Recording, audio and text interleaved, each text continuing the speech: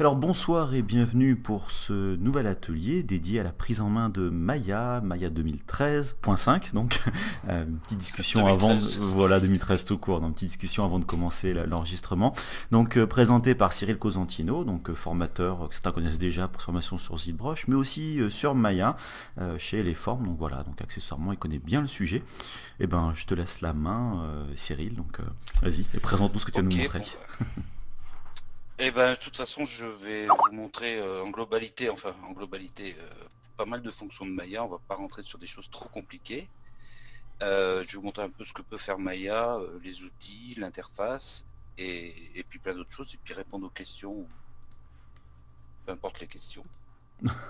Voilà. Je peux t'en N'importe poser quelle des question, questions autour de si tu veux, hein. si tu veux, vas-y. Non, non, non. Puis plus les gens qui sont présents, donc. Voilà. Alors, pour ceux qui n'ont jamais utilisé Maya ou qui ont utilisé 3ds Max Cinema 4D, c'est légèrement différent. Alors, c'est différent par rapport à 3ds, par contre, par rapport à Cinema 4D et d'autres logiciels, ça se ressemble quand même un peu. Par rapport à 3ds, c'est vraiment différent. 3ds est un logiciel qui est assez vieux et l'interface reste à peu près la même. Alors que Cinema 4D, Maya, Modo et tout le reste se ressemblent beaucoup, en tout cas. Donc, il fonctionne comment, Maya? On a déjà, bon bah, automatiquement l'interface. On est toujours sur une vue perspective dans Maya. Si on appuie sur la barre d'espace, on retrouve les quatre vues. Mais c'est vrai qu'on travaille à 90% sur la vue perspective, puisque c'est pas une vue isométrique, c'est une vraie vue perspective, et on arrive quand même à bien travailler dessus, sans passer sur les autres vues, sauf si on a envie de caler des objets correctement. Les menus. Tout en haut, on a un menu Maya, qui est donc le menu courant. C'est-à-dire que pour l'instant, on est sur les menus polygones qui sont ici. On a donc Polygone dans ce qu'on affiche toutes les options du menu Polygone à partir de Windows, puisque File, Edit, Modifier, Create, Display, Windows restent toujours les mêmes. Et chaque fois qu'on va vouloir faire quelque chose, par exemple de l'animation, le menu va changer. Là, c'est un des fonctionnements de Maya, c'est toujours comme ça. Surface, c'est les Nerves. On va donc récupérer le menu Nerves, Dynamique, le menu Dynamique, et ainsi de suite. Rendering, et ainsi de suite. Donc quand on est en mode Polygone, on a tous les outils Polygone qui sont ici. On a donc toutes les fenêtres à cet endroit-là. Ces fenêtres sont détachables si on travaille avec deux écrans. Et si jamais on n'a pas envie d'aller chercher toutes ces fonctions à chaque fois dans le menu, on a des raccourcis. Donc les raccourcis, c'est la barre d'espace en cliquant. Sur la barre d'espace, on peut directement avoir ce qu'on appelle la hotbox ou bouton droit. Donc là pour l'instant j'ai pas d'objet, donc on n'aura rien. Je vais donc créer un objet pour le montrer. Je vais prendre donc dans Polygone des objets primitifs, ou on peut aller dans le menu créer, Polygone, et on retrouve les mêmes objets ici. Donc on retrouve de Donc chaque là, ce sont côté. juste des raccourcis. C'est Voilà, voilà, c'est que d'accord, ok. C'est du raccourci quoi en gros. c'est des raccourcis tout simplement. Donc je vais prendre un cube tout simple. R, échelle, outil échelle. E, rotation. W, translation. C'est à peu près la même chose pour certains logiciels au niveau raccourci. Et à chaque fois qu'un objet est posé au centre de la scène, sur la droite, on a là ce qu'on appelle la channel box, qui sont en fait toutes les transformations de l'objet. Donc la translation, la rotation et l'échelle. Numéro 5, on affiche la couleur. Numéro 4, on affiche le filaire. Numéro 6, on affiche la couleur et la texture si on a une texture. Et numéro 7, les lumières. Je peux, Toujours par numéro. je peux poser une question bête, Oui, hein. Parce que bien ça c'est des sûr. trucs moi mon Maya je connais quand même enfin à peine, j'ai testé un petit peu. Ça marche que sur le pavé numérique ou ça marche avec les 1 2 3 4 5 6 du clavier on va Non, dire ça marche au-dessus. avec un 2, 3, 4, 5, 6, pareil. D'accord, ok. Justement, pour ceux qui sont sur des portables qui n'ont pas de clavier numérique, ça fonctionne. D'accord. Donc ça, c'est que des raccourcis. En fait, Maya fonctionne énormément raccourcis. Donc tout à l'heure, je vous expliquais que tous les menus qui sont ici en polygone, on peut les récupérer. Si on fait par exemple Shift bouton droit sur l'objet, on les récupère ici. On appelle ça la hotbox. C'est un menu en croix. On peut toujours aller récupérer les fonctions ici et revenir après sur notre menu à chaque fois ici. On va en chercher un autre, on revient, on va en chercher un autre et ainsi de suite. Shift bouton droit. Et c'est quoi bouton droit tout court? Shift, bouton droit tout court, on a accès aux arêtes, aux vertex, aux faces, Ok, aux d'accord. UV et ainsi de suite. C'est-à-dire que tout fonctionne par raccourci. Si jamais je fais CTRL bouton droit, j'ai d'autres raccourcis. Mais tous ces raccourcis, c'est exactement ce qu'on retrouve dans les menus en haut. D'accord. Donc si on a l'habitude de fonctionner avec des raccourcis, on peut aller très rapide. On peut aller très rapide, on peut aller très vite, pardon. Voilà. Donc le fait d'avoir un menu en croix, c'est ce que justement j'aime bien sous Maya, c'est que si je fais bouton droit sur un objet, donc l'objet on n'a pas besoin de l'éditer, il est automatiquement ouvert, on va dire, c'est-à-dire qu'on a juste à faire bouton droit pour avoir accès aux vertex, aux arêtes et aux faces. Si on a l'habitude, on sait que les vertex sont à gauche, les arêtes sont en haut et les faces sont en bas. Donc on pourrait très bien aller sur l'objet, glisser sur la gauche, on a les points, glisser sur le haut, on a les arêtes, glisser sur le bas, on a les faces. Très rapidement. Vous voyez? Attends, tu fais quoi? Juste un clic droit dans ces cas-là ou qu'est-ce que c'est un Je peu fais un rapide clic par... droit et je glisse vers le haut D'accord, et j'atteins les arêtes. Clic droit, je glisse vers la gauche et j'atteins les vertex. Clic droit, je glisse vers le bas et j'atteins les faces. Très rapidement. d'accord. Avec l'habitude, on arrive à être assez vite au lieu d'attendre et puis de dire tiens, qu'est-ce que je choisis? Je sais que gauche, vertex, haut, arrête, bas, face. Hop, là je vais avoir les faces, j'ai les faces. D'accord. Voilà. Il a été très orienté justement production, donc du coup on a pas mal de raccourcis là-dessus. On a aussi, si on se met en mode expert, le mode expert, c'est-à-dire le plein écran, que la vue fenêtre 3D, on appuie sur la barre d'espace et on retrouve tous les menus qu'on a en haut. C'est-à-dire ça suit la souris en fait, vous voyez? Non, c'est trop rapide pour... Enfin, moi, c'est trop rapide pour mon flux, en tout cas. Ah, ok. Voilà. Ça suit la souris, on appuie sur la barre d'espace et on retrouve tous les menus. De tout Maya, pratiquement. Y compris si t'es en Donc on mode... pourrait...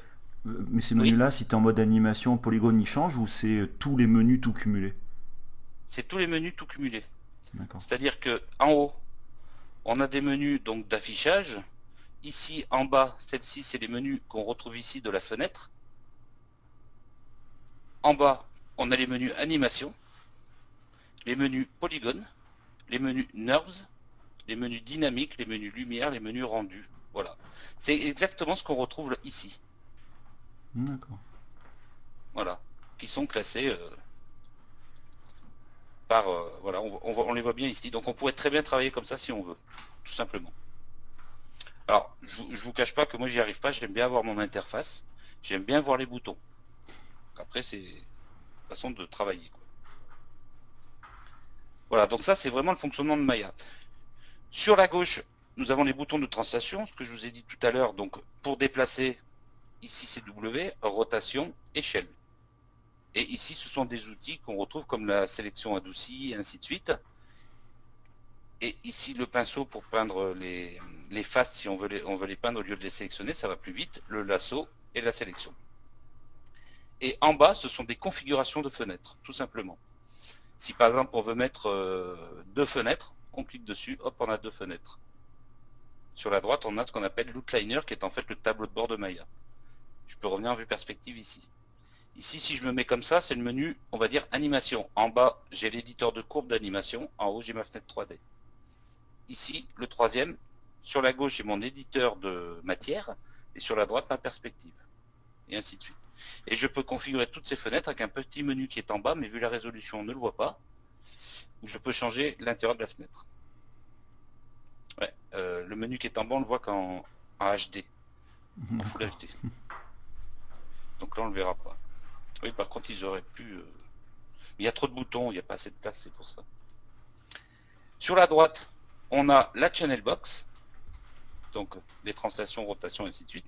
Et en bas, les calques d'affichage, de rendu et d'animation, tout simplement. Et quand on va avoir des options beaucoup plus précises sur l'objet, on a juste à faire un CTRL A.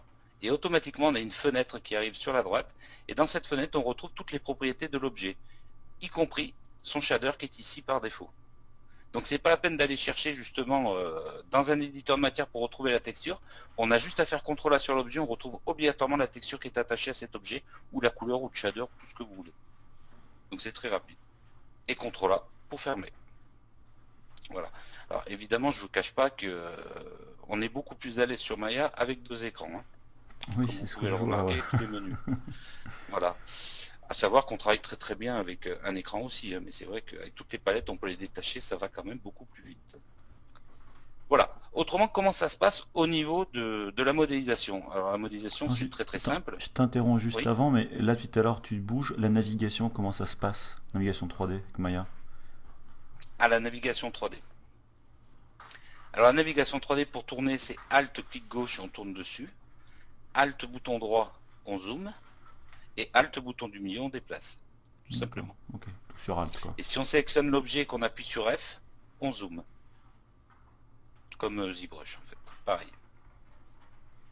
Enfin, tu ressens l'objet, quoi. Je ressens l'objet tout simplement. Ok. Voilà. En haut, vous devez voir des petits HUD, viseur tête haute, à droite, à gauche, que vous voyez ici. Ce sont les viseurs tête haute qu'on affiche pour avoir plus d'informations sur l'objet. C'est-à-dire que sur la gauche, j'affiche toujours le nombre de polygones, surtout pour un travail jeu vidéo, on va dire, ou une scène qui a besoin d'un certain nombre de polygones. Donc je vois apparaître en sélectionnant mon objet combien j'ai de triangles et combien j'ai de faces. Et sur la droite, j'ai les valeurs de ma distance caméra par rapport à l'objet, ce qui est super intéressant quand on règle la profondeur de champ. Tout ça, je peux le régler dans Display, Show ou Hide pour afficher des options d'affichage. Et dans Head of Display, donc l'entête de la page, de la vue, afficher tout ça. C'est ce que vous voyez ici. Si j'enlève Polygon Count, je le fais disparaître. Voilà. Donc ça c'est super important. Et objet détail, je fais disparaître l'autre. Donc on peut en mettre tant qu'on veut. Hein. Après, il faut un grand écran pour tout afficher, évidemment. Ça, c'est sûr. Donc Polygon Count, subdivision détail, animation, frame, j'en ai de partout après. C'est un tableau de bord. Mais par contre, dans un seul coup d'œil, on a toutes les infos qu'on veut. Et ça, c'est assez important. À mon sens, évidemment. Ah bah, j'ai affiché les frames, comme un jeu. Ça va? On va voir. Voilà, donc ce qui permet de tester justement une animation avec le timecode que vous voyez apparaître et la fréquence d'image pour voir si justement la scène n'est pas trop lourde au niveau animation. Ici, en haut dans la fenêtre, j'ai toujours des menus, mais c'est des menus d'affichage. Donc par exemple ici, j'ai une petite icône grille. Je clique dessus, j'enlève la grille. Le petit icône boule bleue, c'est mon cadrage de caméra. Et ainsi de suite. Tout ce qui est affichage, lumière. Les raccourcis, comme je vous expliquais tout à l'heure, 4 filaires, 5 couleurs, 6 textures. On les retrouve ici, pareil, dans ce menu ici. Et dans le menu rendu de fenêtre, on a accès à 3 moteurs de rendu, dont le Viewport 2 qui est un moteur de rendu spécialement pour le jeu, pour le temps réel on va dire. Voilà. Donc c'est comme ça qu'on va pouvoir tester, voir si les normal maps sont corrects, et ainsi de suite, et ainsi de suite. Voilà, ça c'est un menu fenêtre standard. Donc au niveau modélisation, comme j'expliquais tout à l'heure, tout se passe au bouton droit sur Maya. Au Shift ou au contrôle bouton droit, ou si on n'a pas envie et qu'on n'aime pas les raccourcis clavier, on a les menus en haut, c'est pareil. Si par exemple je veux extruder quelque chose de mon objet, je vais faire Shift bouton droit et je vais avoir accès à un menu, ainsi de suite. Donc je vais faire Shift bouton droit tout court, pardon, face, je sélectionne une face. Shift bouton droit, j'ai le menu Extrude qui est ici. Si je veux pas le prendre ici, je l'ai ici. Extrude. C'est exactement la même chose. Donc évidemment, pour être plus rapide, Shift bouton droit, Extrude Face. Et automatiquement, j'ai un menu qui arrive. Ce menu me demande l'épaisseur, le décalage de la face ou le nombre de subdivisions. Je tire, j'extrude ma face. Si je veux 2 subdivisions, je mets 2 subdivisions. Si je veux réduire la face, je clique sur un cube. Donc en fait, on a plusieurs manipulateurs quand on fait un extrude. On a le manipulateur flèche que vous voyez ici, le manipulateur cube qui est le manipulateur échelle, et le rond bleu c'est la rotation.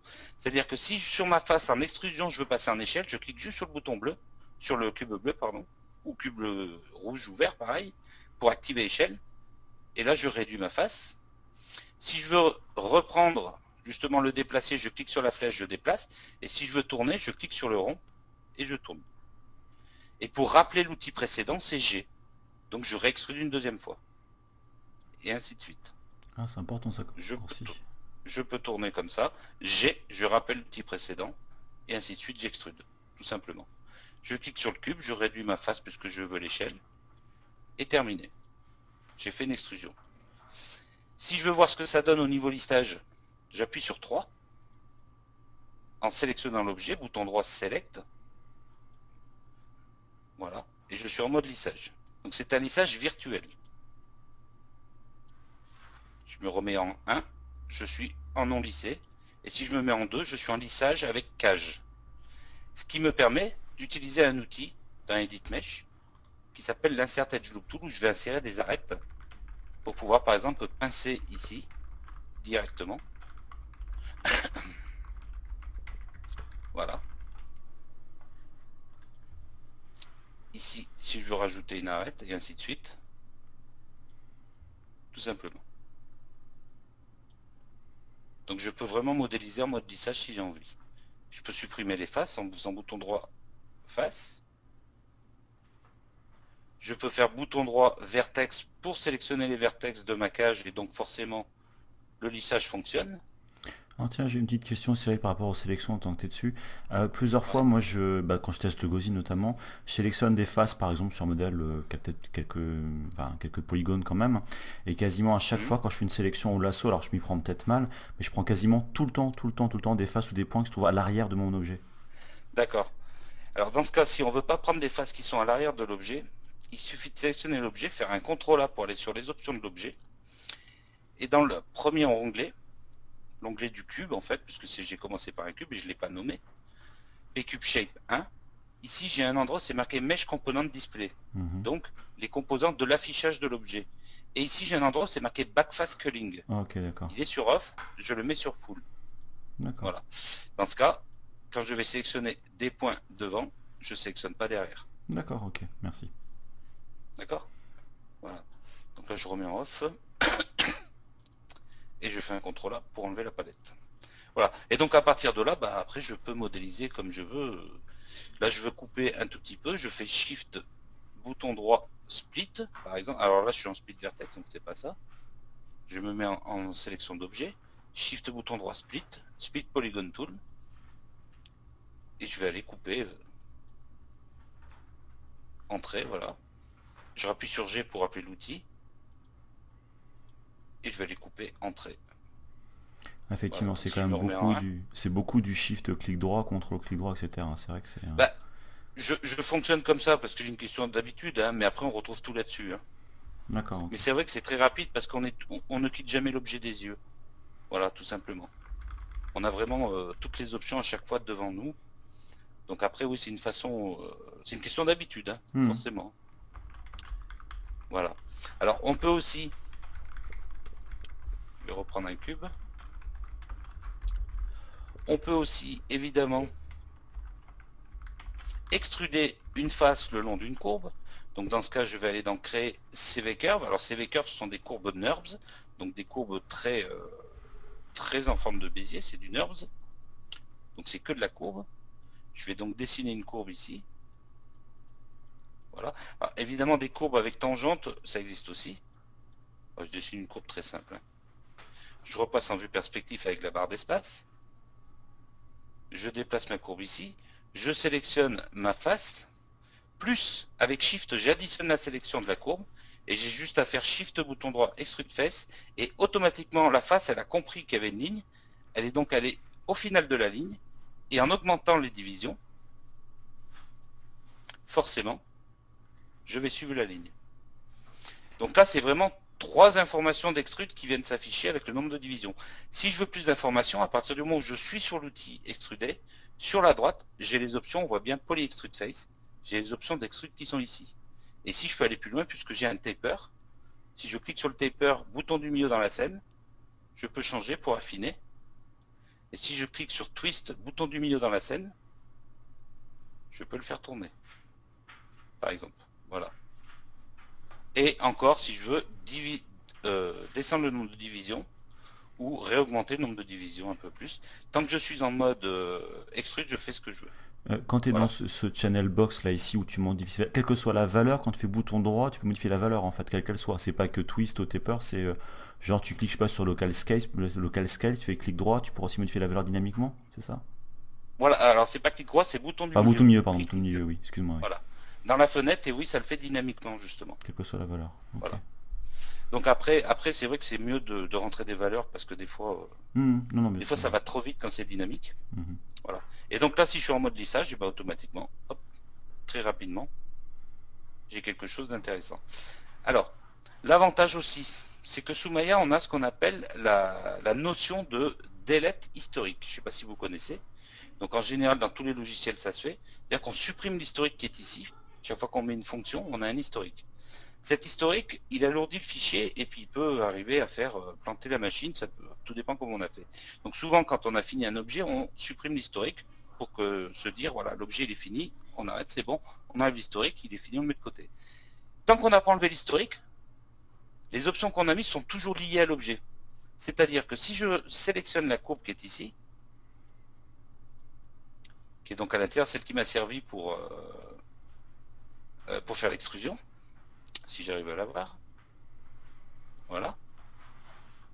Je fais bouton droit dessus, contrôle vertex, puisque sur une courbe ça s'appelle des contrôles vertex sur Maya, toujours bouton droit, ce sera toujours la même chose, et que je prends un point de la courbe, tant que l'historique n'est pas écrasé, je peux déformer mon objet. Et donc le replacer comme je veux. Puisque l'objet est toujours lié à la courbe. Donc ce qui permet de faire des ajustements. Voilà. D'accord. Et après, après je peux toujours partir sur d'autres faces, refaire bouton droit extrude, repartir sur autre chose, et ainsi de suite, et ainsi de suite. Donc ça c'est de la modélisation polygonale, hein, standard, hein, qu'on retrouve dans n'importe quel logiciel de 3D. Par contre, là C'est maintenant, une question de... là Oui. maintenant que tu as fait une extrusion sur une des faces du résultat de ton extrusion, on va dire à partir de la spline, tu as encore accès à la Ouais, spline qui va encore, je dirais, redéformer la c'est courbe ça, et mettre à jour l'extrusion. Il y a quand même des c'est fois où ça ça, doit péter quand exactement. même. Il y a quand même des fois où... Non, Enfin, non? non, non, jamais, ça pète jamais. Ce que je disais justement, ça pète jamais, sauf si Sauf vraiment on a trop trop. d'historique. D'accord. Voilà. Et dans ce cas, oui, on peut arriver à avoir des petits embêtements, on va dire. Trop, c'est quoi? C'est genre deux trois niveaux d'historique ou c'est genre 40? Ah non, non, dès qu'on commence à être à 200 niveaux d'historique, ouais, on prend des risques. D'accord, ok, oui, donc ça laisse de la marge quand même. On prend des risques. Mais ça va vite, hein. Ça va très vite. Par exemple, dès que À tu chaque tires un fois que je mets une vertex, option. ouais, dès que tu tires un vertex, c'est une option d'historique ou c'est dès que tu fais, on va Non, dire, tu rajoutes une étape, on va non. dire, de... Voilà, c'est dès qu'on rajoute une fonction, une étape, D'accord. tout simplement. Voilà. Et pour revenir en mode sélection d'objets, puisque là on est en mode bleu, le mode sélection d'objets sur Maya c'est vert. L'objet doit être vert. C'est bouton droit select ou on clique sur le bouton qui est en haut ici. Voilà. Et là on est en mode objet. Et dans ce cas on peut le bouger, le déplacer. Voilà. D'accord. Donc ça c'est, on va dire, le standard sur de la modélisation polygonale. Voilà. Là j'ai supprimé ma courbe, du coup ça m'a supprimé mon extrusion. Donc si je sélectionne objet et que je fais un edit delete by type historique, là maintenant mon objet, il est fait, je peux supprimer la courbe, il n'y a plus de problème. Tout simplement. Par contre, je peux repasser en mode 1 sans lissage. Voilà. Donc toujours dans les outils de modélisation, on a aussi la possibilité, évidemment, si on a un trou, de rajouter une face. Avec Edit, Append Polygon Tool, on sélectionne une arête plus une autre arête, entrée, terminée, c'est bouché. Ou on a l'option Close All qui bouge tous les trous aussi. Voilà. On a aussi la possibilité de dupliquer l'objet avec CTRL D tout simplement. On duplique l'objet. Et si jamais entre deux objets je veux faire un pont, eh bien il faut qu'ils soient ensemble. Donc on a la possibilité de dire ces deux objets deviennent un seul objet. On sélectionne l'objet, les deux objets. On va dans Mesh en haut, on fait Combine. Combine, c'est devenu un seul objet. Ce qui me permet maintenant, si j'enlève une face ici et une face ici, que je supprime, et que je sélectionne les arêtes du contour, voilà, et dans les options en haut, Bridge, je fais un pont entre les deux. Comment t'as fait pour sélectionner rapidement les arêtes de ce côté? J'ai double-cliqué, pardon, c'est vrai, je ne l'ai pas dit. On double-clique pour sélectionner le contour des arêtes. Alors si la topologie est bonne, il va sélectionner les bonnes arêtes. Sinon majuscule, on Voilà. rajoute quoi. Voilà. Et là, voilà. J'ai fait mon pont très rapidement. C'est très joli. Je fais des trucs bizarres. Hein. Je fais des trucs bizarres. Voilà. Ouais, je rentre pas dans de la modélisation compliquée, autrement on ferait que ça. Oui, oui, bien sûr. Voilà. Donc voilà. Et donc là, pareil, après je peux prendre mon outil Edit Mesh, Insert Edge Loop Tool, et j'insère des arêtes qui font le contour.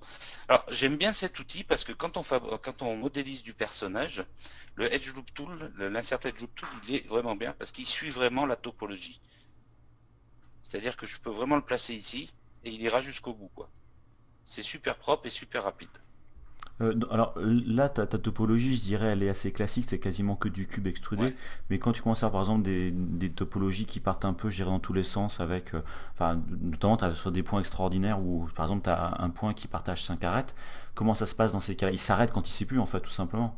Voilà, c'est ça. En fait, si on a cinq arêtes, ben, il s'arrête forcément puisque pour lui, c'est pas un quad, donc ça va pas. Il y a pas, voilà, il s'arrête au niveau du quad, quoi. Dès qu'il sait plus, il va pas C'est prendre un ça. chemin au hasard, on va dire. Enfin, d'accord.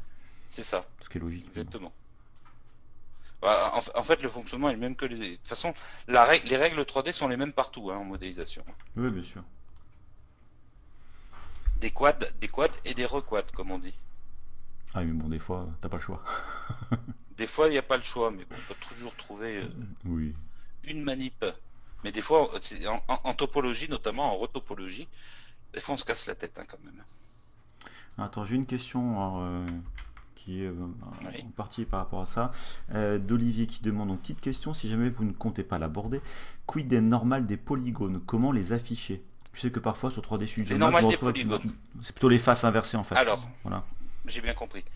Alors, les faces des polygones, il est passé où mon... Je n'ai plus la palette, c'est bon. Non, j'ai rien dit. Vous m'entendez toujours? Oui, oui.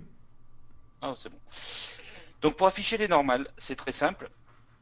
Alors, on a deux solutions. Soit on va dans Display, Polygone, et ici on affiche les normales, mais là on va avoir des espèces de poils qui vont sortir pour dire le sens des normales. Il y a une façon qui est beaucoup plus simple, qui moi je préfère parce que moi avoir plein de poils sur mon objet pour voir où sont les normales, ça m'embête un peu. D'ailleurs, je peux vous faire voir. Vous voyez? Attends. Ouais. Oui, effectivement. Voilà, il me donne le sens des normales, mais moi les sens des normales comme ça me dit rien du tout. Alors il y a une autre solution. Je vais l'enlever. Voilà. C'est ici dans le menu fenêtre Lighting, on a juste à décocher To Size Lighting qui va éclairer que les normales qui sont dans le bon sens. Voilà. Donc du coup, ici mes normales sont forcément bonnes puisque j'ai extrudé de façon correcte. Si elles n'étaient pas bonnes, je vais en mettre à l'envers. Voilà, par exemple celle-ci. Voilà. Si elles n'étaient pas bonnes, elles seraient comme ça, noires. Il te fait même D'accord? sauter le lissage en plus. Et Ah en non. plus, je suis sur le lissage là, ouais. Ouais, c'est bien, ça Voilà. fait bizarre. J'ai l'impression que le lissage il a sauté quoi. Bah, voilà, bah, en fait, quand la normale est à l'envers, le Ah, lissage il n'est pas force le bon, lissage, oui, t'as raison. forcément. Oui, t'as raison. Voilà. C'est logique. Donc voilà. Donc en décochant cette option là, To Size Lighting, on voit tout de suite les faces à l'envers, c'est ce qui est noir, tout simplement. Et là on est tranquille parce que du coup on se dit, je sélectionne mes faces qui sont à l'envers, je vais dans le menu normal en haut et je fais reverse. Et hop, ça revient nickel, impeccable. Voilà. D'accord? Bah, vous voyez là j'en ai deux autres. Ah bah j'en ai là. J'ai pas fait exprès celle-ci. Normal, reverse. Et voilà. Tout de suite c'est mieux. Donc c'est beaucoup plus simple que d'afficher justement le sens des normales, qui est un peu plus embêtant. Voilà. Donc ça on va dire que la modélisation polygonale, ça se passe comme ça. Il n'y a pas beaucoup d'outils. Enfin, il n'y a pas beaucoup d'outils. Il y a l'extrusion, c'est ce qu'on utilise le plus. Évidemment, il y a les booléennes. Mais booléennes, comme je dis à tout le monde, voilà, exactement, tu as tout compris. Donc sous Maya, c'est exactement pareil que les autres. C'est pas mieux que les autres. Hein. C'est pas pire non plus, mais c'est pas mieux. Voilà.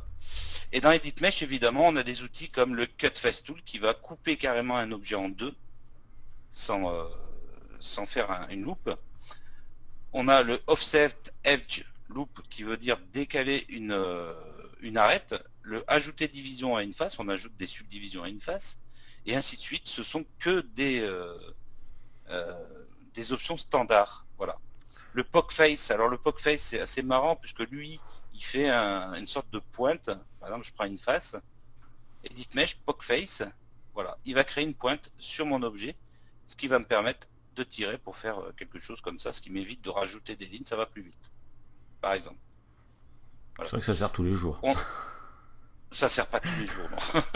On a le Wedge Face aussi, ça sert pas tous les jours puisqu'il va extruder à partir d'une arête, enfin en prenant l'arête comme un axe de pivot. Le duplicate face, par contre, on s'en sert pas mal. Le duplicate face, il est intéressant. Par exemple, je fais un personnage et j'ai envie d'en faire un t-shirt. C'est exactement l'équivalent de l'extract dans ZBrush, pour ceux qui connaissent. Je sélectionne les faces, Edit Mesh, Duplicate Face, et là, je duplique donc un autre objet, qui est donc la même taille que l'autre. Voilà, ici. Je fais modifier Center Pivot pour centrer le pivot. Et j'ai donc dupliqué un deuxième objet, où là, cet objet, je vais pouvoir faire bouton droit face, tout sélectionner, Shift bouton droit extrude, pour lui créer une épaisseur, par exemple. Tout simplement.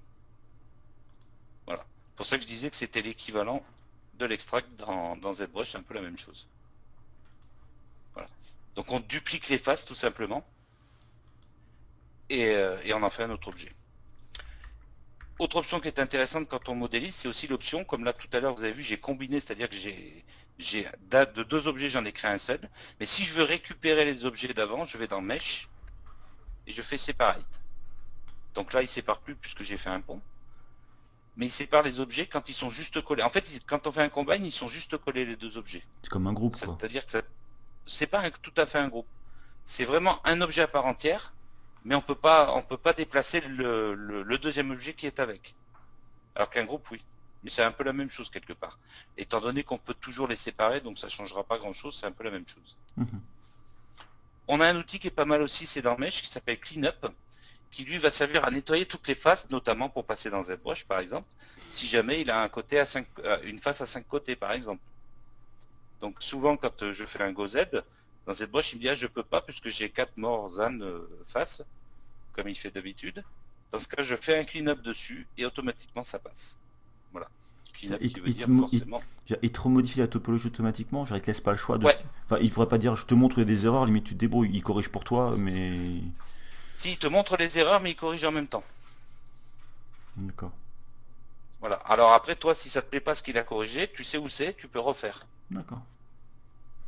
Par exemple. Donc ça, c'est pareil, ça marche très très bien. Voilà. Donc dans la modélisation polygonale, c'est pas grand-chose. Il y a très peu d'outils. Enfin, il y a très peu d'outils. Il y a assez d'outils pour modéliser, mais ça suffit amplement. Évidemment, il y en a d'autres. Mais comme je vous dis, on va pas passer du temps que sur la modélisation, on va voir autre chose. Juste poser deux petites questions, juste très rapides. La modélisation en symétrie, c'est quand même un point, je pense que tout le monde voudrait modéliser en symétrie. Alors la modélisation en symétrie. Juste en quelque, voilà, c'est un truc, mais je sais pas, qu'un cube ou je sais pas ce que tu veux, quoi. Bah ouais, c'est ce que je vais faire. Ouais. Alors il y a deux solutions en modélisation en symétrie. Je vais prendre un cube, allez hop. Un cube que je vais lisser. Donc je vais aller dans Mesh, Smooth. Là je fais un vrai smooth. Tout à l'heure je faisais un affichage lissage, c'est-à-dire c'est un lissage virtuel. Là c'est un vrai smooth. Donc si je prends un cube et que je fais un smooth dessus, ça devient presque une sphère.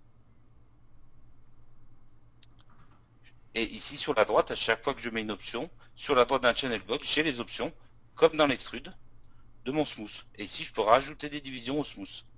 Je vais mettre 2. Voilà, par exemple. D'accord. Donc chaque fois qu'on rajoute une option, on aura toujours sur la droite les propriétés de l'option. Donc là je fais bouton droit Face, je supprime. Donc on a deux solutions. Soit on modélise seulement avec un seul côté, et après on utilise Mesh, miroir géométrie, option. Le petit cube à côté de chaque option, ce sont les options de la fonction. Ici il me demande où je veux faire mon miroir. Donc soit en moins X, soit en plus X. Là je suis en plus X puisque je vois la flèche X vers la gauche. Et je fais miroir. Automatiquement il me colle et il me saute tout. Par exemple. J'ai tendance à modéliser comme ça, que d'un seul côté. Maintenant, si vous voulez modéliser de façon interactive, avec un côté lissé et un côté non lissé, pour voir à peu près ce que vous faites, vous avez ici les options de proxy, qui sont ici. Donc on va dans les options de proxy. Là il va nous demander qu'est-ce que vous voulez en général. On a le nombre de divisions, donc on va laisser à 1, allez, 2 pour bien voir. Si on veut des crises all et ainsi de crises, donc c'est une arête dure, et ainsi de suite. Et en bas dans le setup, c'est là où c'est le plus important, qu'est-ce qu'on veut? Non, rien du tout. full tout l'objet ou half un quart de l'objet, ce qui est beaucoup mieux. Donc on se met sur half. Est-ce que vous voulez que l'objet soit transparent? Oui ou pas? Tout simplement. Et je fais appliquer. Automatiquement, il me duplique mon objet qui est ici. Donc le premier de départ transparent pour pouvoir travailler. Le deuxième lissé, ce qu'on veut au final. Et chaque fois que je vais bouger les vertex de mon premier objet, le reste va suivre. Ce qui permet de modéliser correctement, surtout quand on fait du personnage. On appelle ça les proxys. Ça, c'est très important. Alors là, comme on voit, on a beaucoup de points, donc on voit l'arrière, donc c'est un peu embêtant pour modéliser. On va juste reprendre l'option qu'on a vue tout à l'heure avec Thomas, l'option d'affichage de backface culling. Si on fait full, hop, c'est beaucoup plus net. Voilà. Et à partir de là, on peut commencer à modéliser, et mon proxy, on suit. Donc c'est vrai que pour faire un personnage, pour commencer un visage, c'est très très bien. D'accord? Ok. C'est clair? C'est bon? Et donc ma deuxième petite question, avant que tu passes à autre chose sur la modélisation, moi Ouais. je ne suis pas du tout un adepte du box modeling, ça m'exaspère d'une certaine façon on va dire. Je suis un adepte du edge modeling. Donc en gros je prends un polygone, je prends une arête, j'extrude l'arête au fur et à mesure et après j'extrude ensemble. Voilà, Il y a des options c'est quoi ça. pour extruder genre des arêtes. C'est exactement la même chose que les polygones. D'accord. Donc je prends Alors un polygone, c'est-à-dire je prends une arête, je fais extrude et puis voilà basta quoi. exactement, c'est-à-dire D'accord. que je fais bouton droit Edge, Shift bouton droit Extrude, et c'est exactement la même chose. D'accord. Voilà, tu vois. On voit de l'autre côté mais pas ici. Là c'est Enfin bon c'est transparent, donc l'affichage on la quoi, voit. ouais d'accord. Elle est là, Ok. elle est là, elle est dessous. D'accord. Voilà, et pareil, j'appuie sur G, je réextrude, je rappuie sur G, je réextrude, je rappuie sur G, je Voilà. réextrude. Et après il faut voir les options pour En fait, welder ou. D'accord. voilà, c'est ça. Il y a du En fait, bridge c'est d'arête. exactement la même chose que... Comment? Il y a du bridge d'arête. Genre tu prends deux. Tu Pareil, sélectionnes deux. D'accord, ok. Donc tout marche pareil sur c'est des arêtes, exactement des la même polygones. option. D'accord. En fait, les options d'extrusion de face, de bridge, en fait, toutes les options qu'il y a dans le menu Edit Mesh fonctionnent pour les arêtes, pour les faces et les points. D'accord. Parce qu'on peut extruder des points sous Maya. Un peu dangereux ça. Non, non. Alors un extrude point, c'est ça. Je sélectionne un point, je fais bouton droit, extrude vertex. Voilà. J'ai extrudé un vertex. Ah oui d'accord, cela d'accord. Ok, oui. Voilà. Ok. Ce qui permet justement, notamment quand on veut faire des yeux très rapidement pour avoir la forme, on a déjà une espèce de loupe qui est assez intéressante. Mhm. Voilà. Tout simplement. Donc en fait, c'est toujours les mêmes options sur chaque composant en fait. Voilà. Donc ça, c'est de la modélisation polygonale. On a aussi autre chose sous Maya où il y a d'autres logiciels qui le font certainement, mais il est assez costaud aussi en modélisation NURBS, c'est-à-dire par surface. C'est-à-dire qu'on fonctionne qu'avec des courbes. Si par exemple je prends ici dans Curve des ronds, donc des cercles, que je duplique, si par exemple j'ai envie de faire, je sais pas moi, une colonne par exemple, j'agrandis, donc là je fonctionne qu'en courbe. C'est légèrement différent. Je duplique, donc CTRL D pour dupliquer. Ici, cette courbe ici, je la reduplique ici. CTRL D, je la reduplique ici. Et là, je vais aller prendre mes outils NURBS, donc mes outils de surface, donc dans le menu surface. Et je vais aller prendre, donc sélectionner dans le bon sens, en général, 1, 2, je suis toujours de chemin, dans le bon sens, en appuyant sur la touche Shift. Voilà. Et je vais prendre l'outil surface, loft, et automatiquement il va me créer une peau. Voilà, tout simplement. Donc là on est dans du travail NURBS, dans du travail de surface. Si je récupère ma courbe, j'en fais ce que je veux. Parce que le NURBS c'est du chewing-gum. Hein. Donc il est assez costaud sur ce type de modélisation. Donc il y a des objets que j'aime bien faire en NURBS parce que c'est beaucoup plus rapide. Tout simplement. Ben voilà, un objet déco. Hein, c'est très rapide. Et Voilà. jusqu'où tu peux aller en NURBS justement, genre, parce que l'avantage du NURBS, quand tu as un vrai logiciel de NURBS, je pense des Rhino, que ce soit après des SolidWorks, ce genre de Ouais, choses, tu peux vraiment faire l'opération booléenne propre, mettre un chanfrein par-dessus et tout, c'est quand même, ça reste comme limité, on ouais. dirait à des surfaces ou ce genre de choses.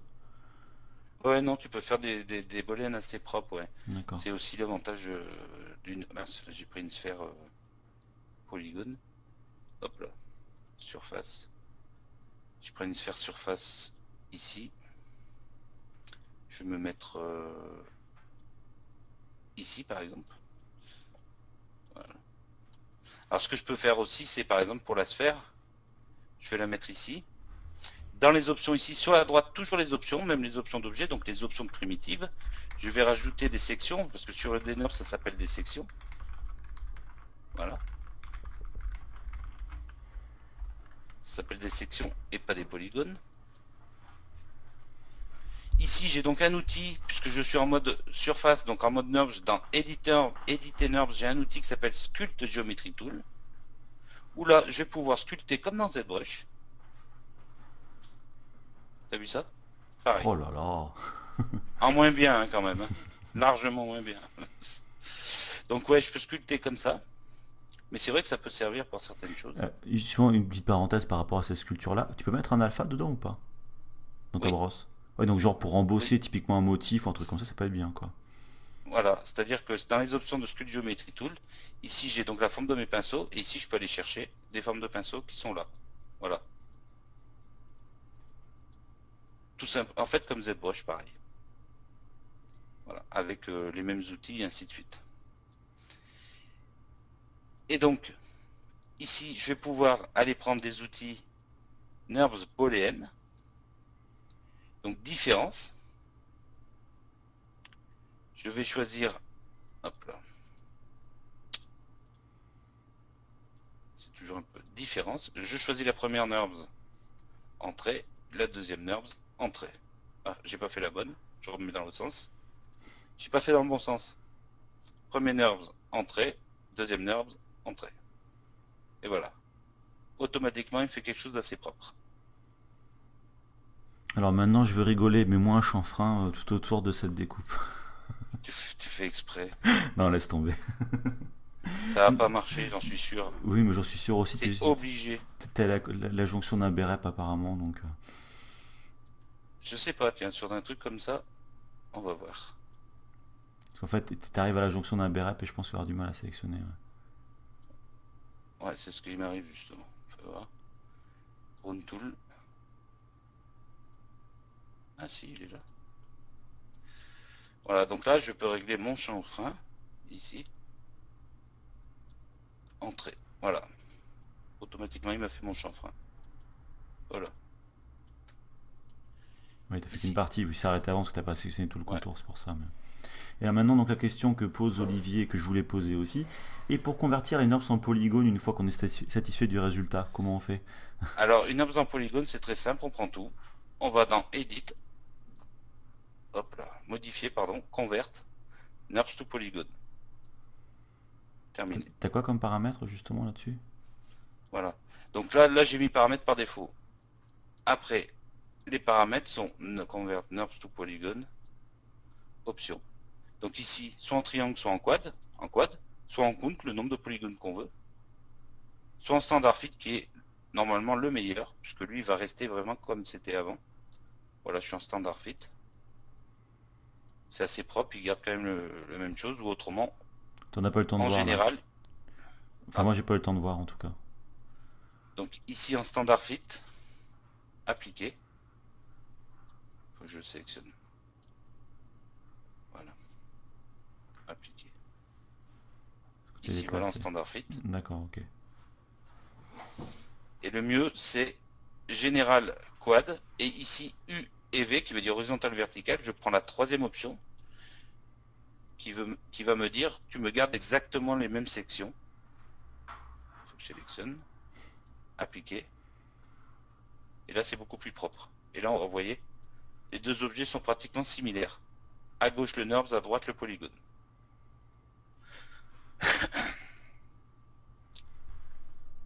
Ok. Donc ça m'arrive très souvent de fabriquer des objets en NURBS parce que c'est beaucoup plus rapide. Alors, évidemment on a plein d'options encore dans le NURBS. Hein. mais on pourrait y passer encore du temps. Voilà. Alors, qu'est-ce qu'on a aussi? Alors, il faut savoir aussi une chose, c'est que Maya n'a pas besoin de plugin. C'est-à-dire que tout est intégré dans le logiciel.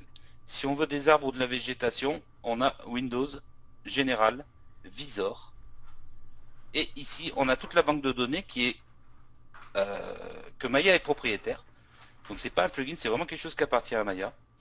Où ici, on va pouvoir aller prendre des objets, par exemple comme des immeubles, ici, et les peindre. C'est les anciens Paint Tool ou je sais pas quoi, comment ça s'appelait, non? C'est ça? C'est les Paint Effect. Ou Ouais. Paint Effects, ouais. Voilà. Pour l'instant, c'est que des Paint Effects. Si je fais un rendu, on les voit apparaître qu'au rendu seulement. Si maintenant j'ai besoin de les récupérer pour autre chose, j'ai juste à faire modifier convert et je fais Paint Effect. Ils sont où? Voilà, Paint Effect to polygone. Et c'est transformé en polygone. Par Tout contre, tu dis simplement. que Maya est fourni avec, enfin, tu as tout est propriétaire, il y a que, enfin, il n'y a pas de plugin de l'à côté. Il y a quand même des plugins qui existent pour Maya pour étendre comme des fonctions de Ah oui, Maya. oui, Oui, voilà. oui, oui, oui. En fait, quand je dis il n'y a pas de plugin, c'est-à-dire qu'il existe des plugins qu'on peut rajouter à Maya pour améliorer Hmm. certaines options. Mais il se Mais quand suffit je dis lui-même, qu'il n'y a pas quoi. de plugin, besoin de plugin, c'est que tout est intégré. C'est-à-dire qu'on veut de la végétation, c'est intégré. On veut de la fumée, du feu, c'est intégré. On veut de la pluie, on veut n'importe quoi, on veut des explosions, tout est intégré. On veut du D'accord. clos, c'est intégré. On veut de la fourrure, c'est intégré. Tout est intégré en fait. Donc là, les Paint Effects, justement, on a les nuages, on a le feu, on a plein de choses. Bon, c'est tout. Bon, c'est des petits effets qui sont sympas quand on veut améliorer une scène. Voilà quoi, c'est du feu. Hein. C'est au rendu où ça rend bien, quoi. Voilà, Hmm. Oui, enfin, tout suffisant pour simplement. beaucoup d'usages, quoi. Voilà. Hmm. Ce qui sont intéressant dans justement tous les Paint Effects, alors je vais pas tous vous les montrer parce qu'il y en a vraiment un paquet. Ce qui est intéressant, c'est les arbres évidemment. Et ici, on a toute une végétation complète. Donc là, je peux créer carrément mon arbre. Ils font vrai arbre parce que quand même bien souvent les arbres en 3D font très toc quand même, hein. Enfin, font très. Ouais, ceux-là font vrai arbre et en plus ils sont animables. D'accord. Et donc là, si je fais un rendu, voilà, on voit tout de suite le rendu de l'arbre. Je vais prendre un arbre comment. Ouais, il y en a plein de façons. J'ai agrandi, donc c'est du pinceau évidemment. Oula, celui-là il est grand. Un palmier. Voilà. Donc Tu peux on voit là, afficher, ça pas tout à fait clair. tu peux afficher les textures dans la vue GL là parce que là, Alors pour tu vas afficher avoir les une textures, prévision. quand on est en Paint Effect, il faut les transformer en polygone. D'accord, mais sans, alors tu n'as pas moyen de prévisualiser sans. D'accord. Ok. Voilà. Donc justement, avant de transformer en polygone, je vais juste vous montrer que chaque arbre qui est posé avec les Paint Effect sont configurables. C'est-à-dire qu'avec le contrôleur, on a les options.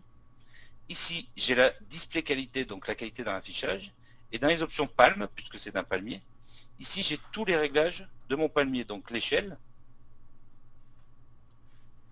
le shading, donc la couleur et ainsi de suite, le texturing. Et ce qui est intéressant, c'est ici tube. Et dans tube, j'ai toute la création de l'arbre. Création. Je peux donc régler le tube, c'est l'épaisseur de mon arbre, le nombre de segments, la longueur mini, la longueur max, par exemple, la largeur, enfin tout quoi. La dispersion donc des branches, des feuilles, des fleurs, donc des options pour chaque branche, des options pour chaque feuille, des options pour chaque tout quoi en fait. Tout est réglable. Et dès qu'on a fini notre arbre, on fait modifier, convert, paint effect ou polygone. Ça devient maintenant un objet polygonal et dans ce cas, oui, on voit les arbres, les feuilles dans la D'accord. fenêtre. Donc c'est pour ça que je disais qu'il n'y a pas besoin de plugin parce qu'il y a vraiment tout. Et donc là, j'ai montré juste les arbres. Donc il y a des plantes aussi. Il y a des plantes mèches qui sont avec un peu moins de polygones. Il y a des outils de dessin cartoon. C'est quoi les petits Donc les arbres. les icônes avec ces petites horloges qu'il y avait dessus là? Ouais, ça. Ça, Ouais. ça, Oui. ça c'est le nombre de polygones. pour dire voilà, il y en a qui sont fournis en polygone ou d'autres moins, D'accord. tout simplement. On a des objets d'underwater, donc de sous l'eau, si on n'a pas envie de s'embêter à faire un coquillage. On a des cascades et des gouttelettes qui sont animables, c'est-à-dire que si je prends par exemple une rivière ici, et que je la peins, voilà.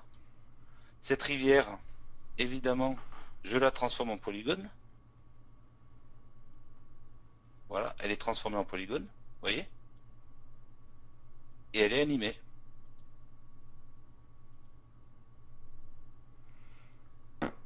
Tout simplement. Ouais, rien qu'avec Ce le qui peut contenu, on faire peut gagner du s'amuser. temps. Non, même avec le contenu, Ah vu que t'es ouais, débutant, tu peux déjà t'amuser à faire beaucoup de créations comme ça. ah bah là, il y a du contenu, ouais. Et donc, dans tous ces Paint Effect, on a vraiment à peu près tous les objets qu'on puisse utiliser. On a même des cheveux, de l'herbe. Donc l'herbe, par exemple, je peux la peindre directement. Donc je prends l'herbe ici, hop, je la peins. Voilà, mon herbe, elle est peinte. Tout simplement, voilà. Et en plus, elle est animable. Évidemment, j'ai pris l'herbe qui n'était pas animée. Bravo. Bravo, j'ai pas pris la bonne. Je vais prendre celle-ci, elle est animée. C'est marqué Grass Wind. Comment Et tu changes pareil, on a tous les réglages comme l'arbre. Comment tu changes le rayon Alors de pour ta changer la brosse? taille du pinceau, c'est B. B. On reste appuyé sur B. Voilà, mon herbe est animée. Là, je sais pas si vous voyez. Hmm. Voilà. Donc pareil, là, on peut régler l'animation et ainsi de suite. Il suffit de faire CTRL A pour avoir les options. Alors, les Paint Effects, ça sert pas qu'à faire de la 3D sur Maya. Ça sert aussi à dessiner. C'est-à-dire que si vous avez un concept, tout simplement, il suffit dans sa fenêtre 3D d'appuyer sur la touche 8 et on passe en mode dessin. Et donc en mode dessin, toujours B pour changer la taille de notre pinceau, je peux dessiner, mais je peux aussi aller prendre par exemple de la peinture à l'huile ici et dessiner de la peinture à l'huile. Par exemple. Alors je vais changer la taille du pinceau. Voilà. Je peux aller prendre du métal ici par exemple et dessiner un grillage parce que je veux faire une représentation avec un grillage. Je peux aller prendre justement du papier à grains et dessiner du papier à grains si je veux. Après j'ai mes outils de dessin fun ici, voilà, mettre des paillettes par exemple, mettre un cactus, Ouais, c'est la des fête, hein. cheveux. Ouais, voilà. Non, en fait, je peux vraiment faire tout ce que je veux. Si par exemple je veux mettre des nuages, je vais dans Cloud, je prends des nuages et je peux dessiner mes nuages qui sont là. Donc Je peux faire une illustration. un effet 3D peut s'appliquer aussi donc à un effet 2D? Parce que tes clouds, c'est que des Voilà, clouds c'est ça. 2D ou c'est des clouds 3D qui marchent aussi en vrai C'est des volumique? clouds 3D. C'est des D'accord. clouds 3D. Voilà. Donc là, je les peins si je veux faire une illustration. Par exemple, pour un concept, quelque chose d'assez rapide, puisqu'on a des outils, voilà, de dessin, des pinceaux, et ainsi de suite. Donc on a la peinture à l'huile, on a Tiens, des outils, des crayons, Et si tu prends des grâce là, pastels. si tu prends par exemple, super ton message l'internaute. C'était quoi? J'ai pas vu, j'ai même pas eu le temps de Je voir. sais pas le sujet, si vous avez les boules, tu dis ouh. Non, Ah ouais, grâce, d'accord. ouais, grâce, Glace, non, grâce, grâce de l'herbe. l'herbe. Qu'est-ce qui se passe si tu fais de l'herbe là-dessus? Ah bah tu la peins pareil, de la même façon. Ah, je vais laisser le pinceau. Voilà, D'accord, ok. tout simplement. On peut s'amuser à faire des illustrations sympas. Bon là je fais un peu l'arrache, hein. Voilà. Mais ça peut aussi servir pour faire des textures, par exemple. Donc j'efface. Si par exemple j'ai envie d'avoir une texture de plume parce que j'ai envie de faire un India. Donc faire des plumes en opacité, en texture d'opacité. Je vais donc dans Feather, je prends une plume, allez n'importe laquelle, celle-ci, je la peins. Ma plume est peinte. Et comme elle est peinte avec un Paint Effect, elle a automatiquement sa couche alpha. Et comme elle a sa couche alpha, j'ai plus qu'à faire ici sauver as en tant qu'image, et je sauve mon image avec sa couche alpha que je me sers comme texture derrière. Vous voyez? Mhm. Comme texture d'opacité avec tout ça. Donc c'est très très rapide, on peut vraiment arriver à faire des trucs sympas. Et pour revenir sur la vue perspective, je rappuie sur 8. Terminé. Voilà, donc ça c'est les Paint Effects. Qui sont assez intéressants d'ailleurs. Ouais, clairement, ouais. Attends, il y a Jaco Voilà. qui pose une question. Est-ce qu'on peut gérer une passe de Z sur l'illustration après? Tu Oui, veux dire récupérer un Z buffer de tout ça ou enfin je sais pas de Z. bien sûr. bien sûr, évidemment. Ok. Bon, Yann a fait une blague, je ne la lirai pas. C'est quoi? Non. Je prends l'outil plume et je lapin. Lapin, le lapin, enfin, voilà. Ah ouais, mais c'est pas mal, c'est joli, joli jeu de mots. Les jeux lapins. C'est les jeux de mots qui font les gens bêtes. Travaillez là-dessus.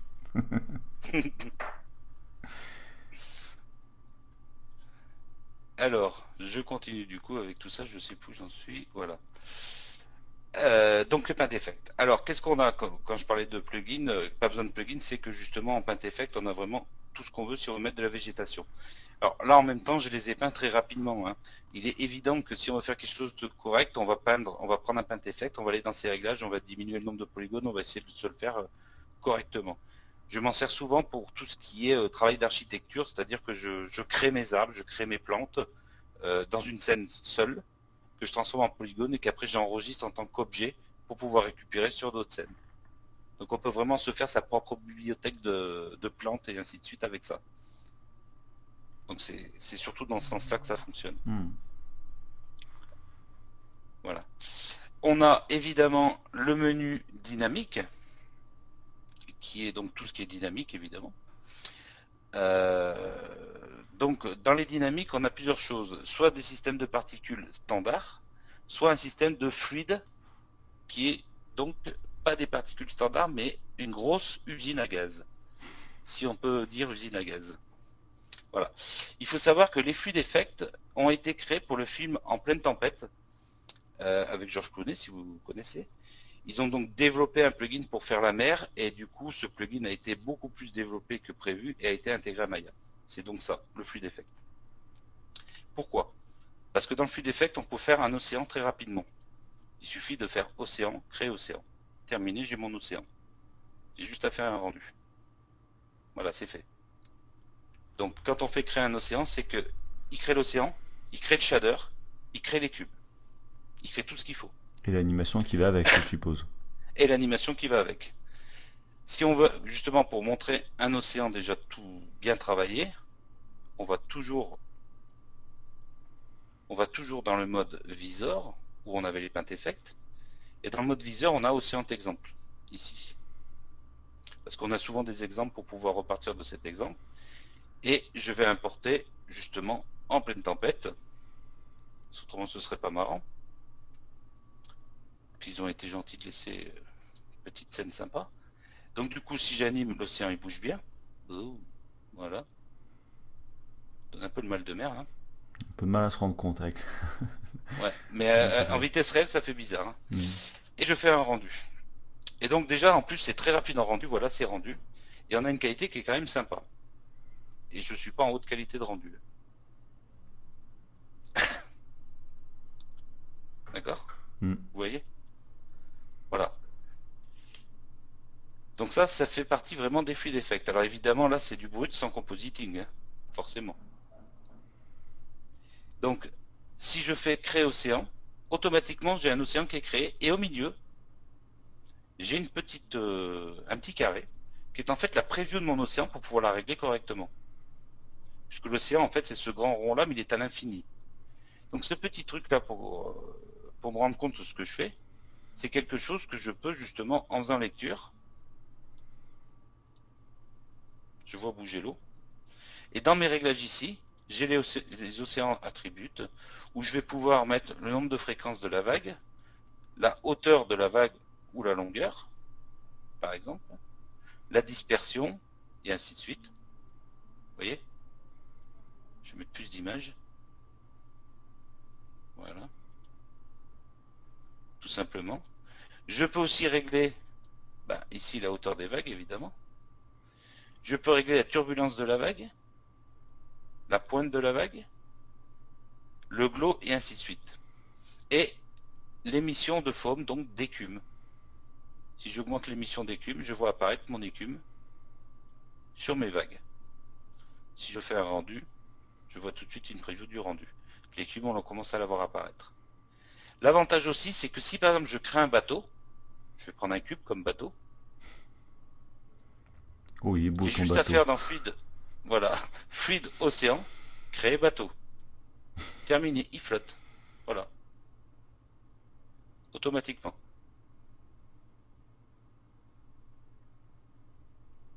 D'accord. Voilà, j'ai un bateau qui flotte. Tout seul. Autre chose, si maintenant je veux créer un bateau, mais un bateau à moteur, parce qu'autrement c'est pas marrant. Je vais toujours dans Fluid Effect, Océan, Mec, Motorbot, et j'ai mon bateau à moteur. Et comme j'ai mon bateau à moteur, ça veut dire que je peux le faire avancer.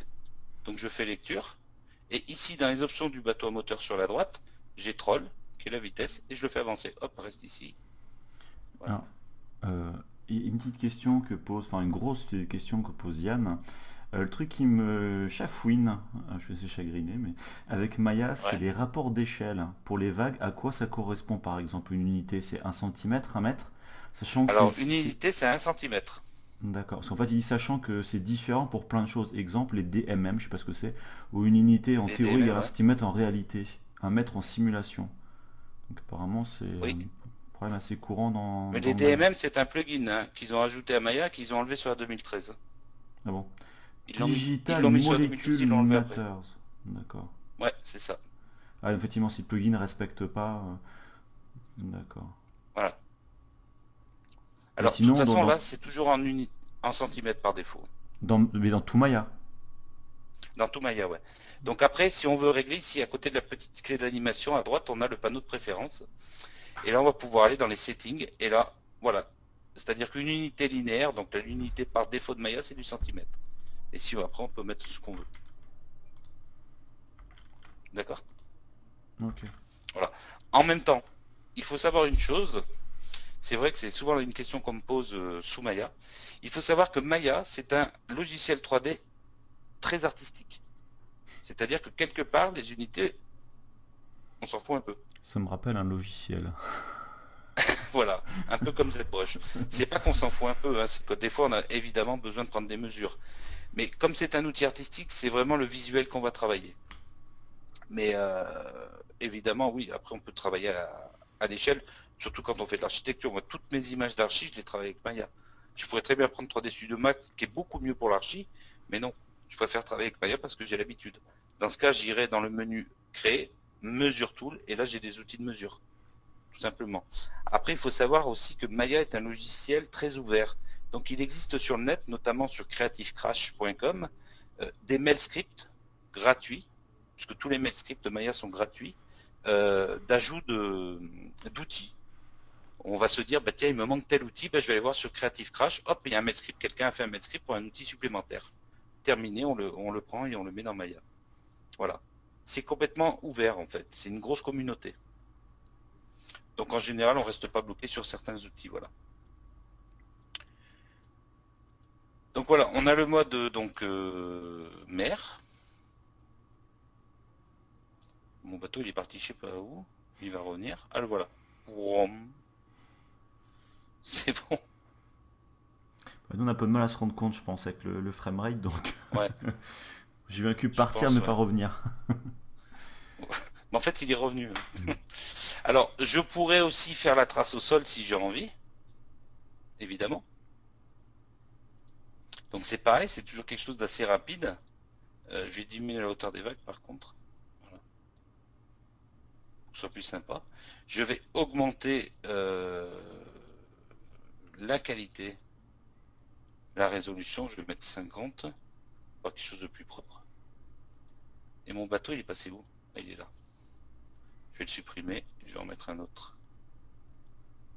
Voilà. Ce qu'il y a, c'est qu'en fait, les outils sont, on va pas dire qu'ils sont très simples, hein, mais tout a été quand même optimisé pour gagner du temps en technique et plutôt passer du temps sur la créa. C'est surtout ça qui est quand même assez avantageux. Donc Océan, je fais un motorboat, voilà. Attends, Et là, oui, oui, en fait, tu parles de ce point-là, mais toi, depuis tout à l'heure, je dois cliquer un petit peu partout. Alors, c'est normal, moi, je connais, enfin, j'ai à peine tâté Maya, mais par exemple, je vois dans l'attribut editor où tu passes beaucoup de temps, il y a des choses qui sont dans Locator Shape, dans Locator. Enfin, tout à l'heure, genre, le cube, c'est t'avais le cube, t'avais cube shape, t'avais cube, je sais pas quoi. Donc, juste au niveau du cube, enfin, le niveau où tu étais avant, tu.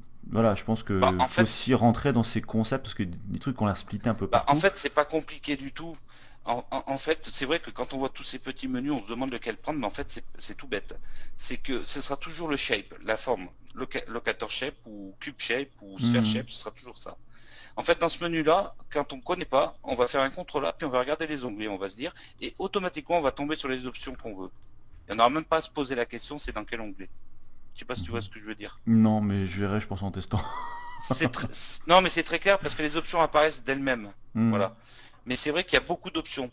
L'avantage, c'est que de toute façon, le contrôle A, comme ça, l'attribut editor, ce sera toujours les propriétés de l'objet sélectionné. Donc il n'y en D'accord, aura pas de partout pour les autres objets, ce sera toujours que pour celui-là. d'accord. Voilà. Donc c'est assez simple finalement. Voilà, donc là, mon bateau, il flotte du coup. Et si je veux qu'il flotte et qu'il laisse une traînée, j'ai juste à le sélectionner. Fluid Effect, Océan, créer wake. Wake, c'est un utilitaire qui va nous laisser la trace, qui vient se mettre exactement sur mon objet, qui me crée une sorte de cage pour lui dire dans quel environnement je suis. Je sélectionne cette cage, je l'agrandis pour lui dire de prendre tout mon carré. Et c'est dans cette cage que les déformations vont se faire. Voilà, tout simplement. Sauf que là, je l'ai mal réglé. C'est bien, parenthèse, et pendant le chat, c'est en train de se bastonner sur du nodal. Il y a Yann qui dit Maya égale nodal power, et forcément il y a Laurent qui répond à juste raison Houdini égale nodal power, Maya égale nodal moisi. Donc, c'est vrai c'est Houdini est quand même bien réputé pour ça quand même. Donc, vrai, hmm. c'est vrai. Houdini malheureusement qui n'est pas assez connu je pense. Non.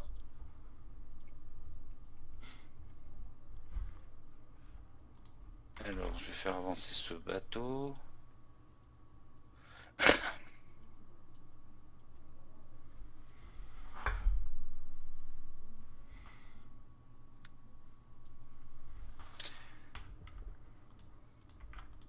Voilà. Ah, c'est sûr qu'Houdini, c'est autre chose. Ouais. Alors maintenant la question, il y a un iceberg qui arrive et que ça percute ton cube. Ton cube il se coupe en morceaux et il coule tout seul ou faut l'aider? Comment? J'ai pas compris quoi? On fait comme le Titanic, t'imagines, il y a un iceberg qui arrive qui cogne ton cube il se casse en petits morceaux et il coule tout seul ou... Ah, il pourrait, ouais. Ouais. Il pourrait. Pas de problème là-dessus. Voilà, donc là, si je le fais flotter, vous voyez, il y a de l'écume qui se crée autour. On voit pas bien parce que j'en ai pas mis beaucoup. Je vais augmenter la résolution.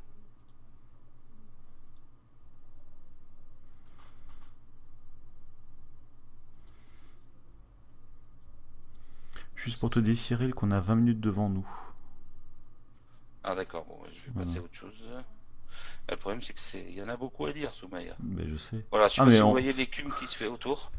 on va faire Maya en 1h30 tu vas voir. Moi je te le dis. Non, mais après, on pourra en refaire un pour d'autres Oui oui trucs. oui, oui donc bien sûr.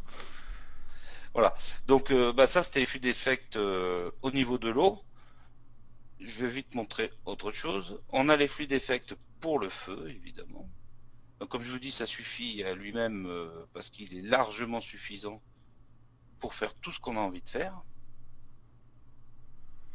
Donc là, je vais descendre mon émetteur. Alors, les flux d'effect, ça fonctionne avec un container. Donc, tout ce qu'on va faire comme effet se passe dans ce container. Dans ce container, je vais mettre une puissance de densité à 100% au niveau fumée. Je vais lui donner une résolution de 50 pour avoir quelque chose d'assez propre. Et évidemment, je vais mettre la tête de lecture à 500 images puisque ce sont un système de particules, donc c'est toujours en animation. Et je fais lecture. J'appuie sur 6 pour afficher la texture. Et là, automatiquement, j'ai déjà un peu de fumée. Mhm. Voilà, tout simplement. Qui réagit normalement.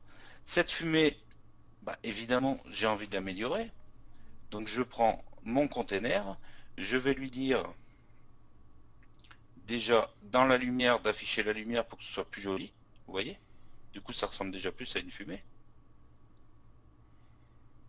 Voilà. Bien évidemment, l'émetteur est animable, tout suit le flot derrière, enfin voilà, Oui, dynamiquement quoi. exactement. Voilà. Je vais descendre la résolution parce que ça commence à être un peu lourd avec le... Voilà. Voilà. Et pour donner un peu plus de réalisme à cette fumée, je peux aussi aller lui dire, dans ma vélocité, lui mettre un swirl, donc une sorte de tourbillon, pour qu'elle réagisse pas de droite, mais un peu plus... Voilà. Là, c'est plus intéressant, vous voyez. Voilà. Et dire au container qu'il est en auto resize, c'est-à-dire qu'il va s'adapter à la taille de la fumée, comme on peut voir ici. Voilà. Donc vous voyez, automatiquement, dans la fenêtre, c'est assez propre. Hein, et en 3D.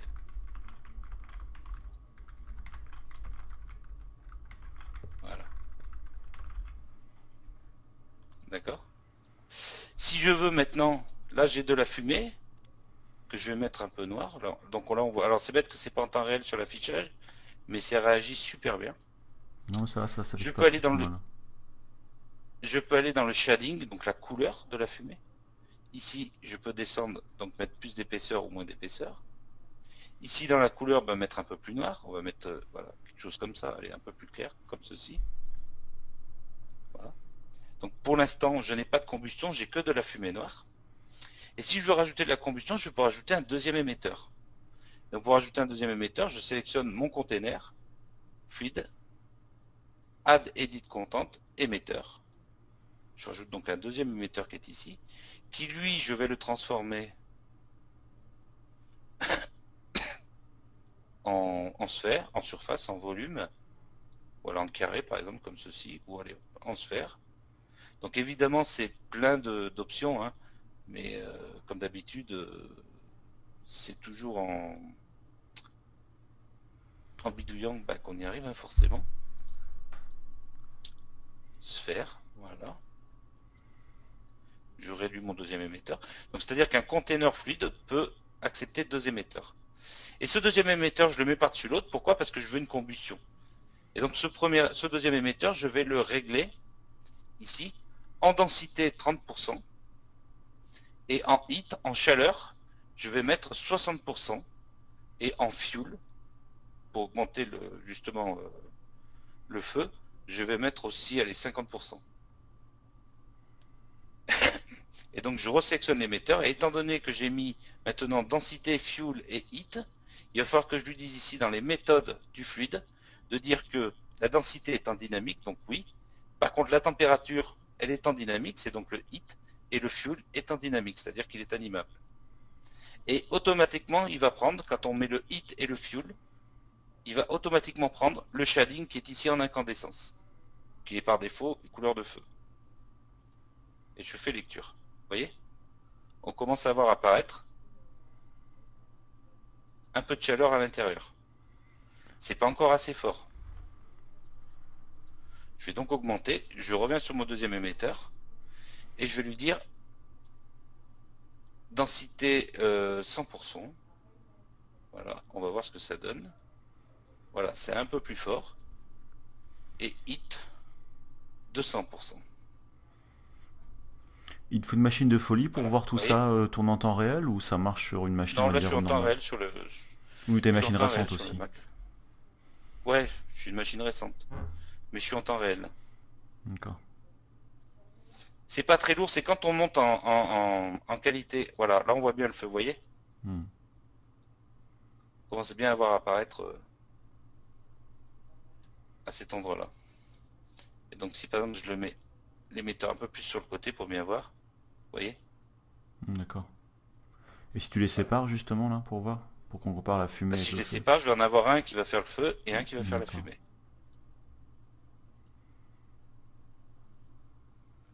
Je rembobine. Voilà, je les sépare là. Vous voyez?